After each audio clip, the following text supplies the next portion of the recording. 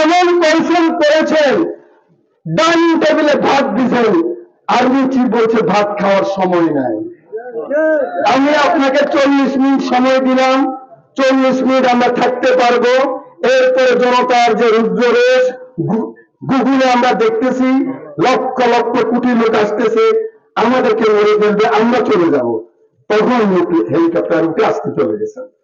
গত পার্লামেন্টে শুধু শেখ হাসিনার পরিবারের 27 জন মেম্বার অফ দ্য পার্লামেন্ট আছে।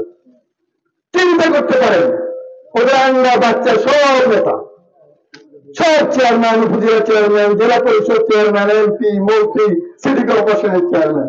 এই বাংলাদেশ আমরা চাই না। আমি শুধু একটি কথা আপনাদেরকে বলতে চাই, নেতা বলেছেন এদেশের হিন্দু, বৌদ্ধ, খ্রিস্টান সকল সম্প্রদায়েরই দেশ। আমাদের ইসলামও বলেছে সংখ্যালঘিষ্ঠ সম্প্রদায় সংখ্যাগরিষ্ঠ সম্প্রদায়ের আমানত। মনে আছে যেখানে আলিম ওলামা সাহেবরা আছেন। সবচেয়ে বড় কথা কি, আল্লাহ কি বলছেন? তুমি যত কৌশল করো না কেন, আমি হলাম মহাকৌশলী। অমাকারুল্লাহ আল্লাহ খায়রুল মাকিরিন। এমন কৌশল করেছেন, ডাইনিং টেবিলে ভাত দিয়েছেন, আর্মি চিফ বলছে ভাত খাওয়ার সময় নাই। আমি আপনাকে 40 মিনিট সময় দিলাম, 40 মিনিট আমরা থাকতে পারবো। এরপরে জনতার যে রুদ্ররেশ গুগলে আমরা দেখতেছি, লক্ষ লক্ষ কোটি লোক আসতেছে, আমাদেরকে মেরে ফেলবে, আমরা চলে যাব। তখন হেলিকপ্টার উঠে আসতে চলে গেছেন। তো এই কথা আমাদেরকে মনে রাখতে হবে। আমরা যারা আজকে বিজয় লাভ করেছি, আমরা যদি আজকে বলি এদেশে অন্য কেউ থাকতে পারবে না, তাহলে আমাদের নেতা কি বলেছেন?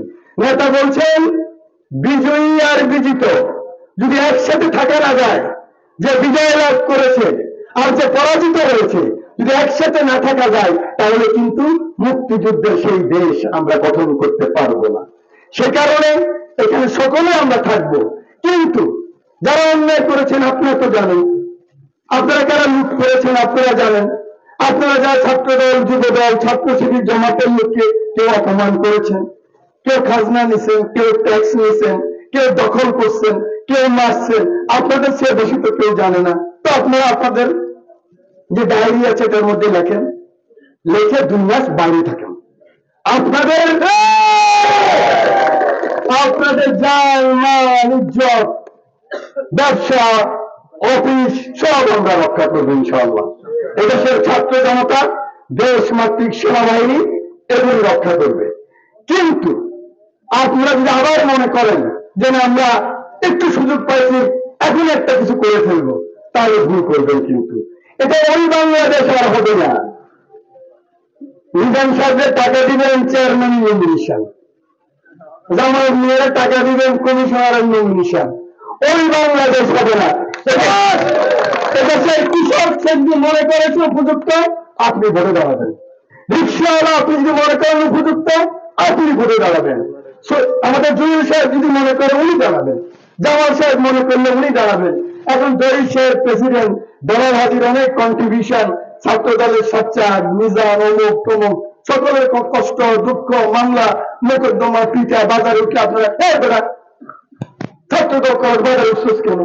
বেটা তুই বিএনপি এখনো কথা বল, সেই খেলা আর হবে না। এটা মুক্তিযুদ্ধের দেশ, দ্বিতীয় বিপ্লবের দেশ। 52 বছর পরে আবার আমরা মুক্ত হয়েছি। সকলের দেশ, ছোটদের বড়দের সকলের এই বাংলাদেশ। অতএব